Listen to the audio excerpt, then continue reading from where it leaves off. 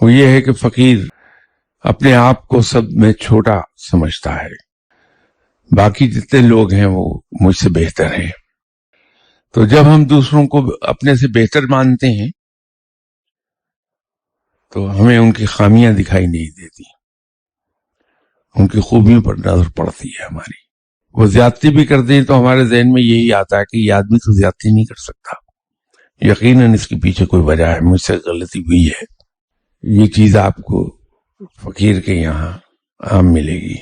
ये वो रवैये हैं फकीरों के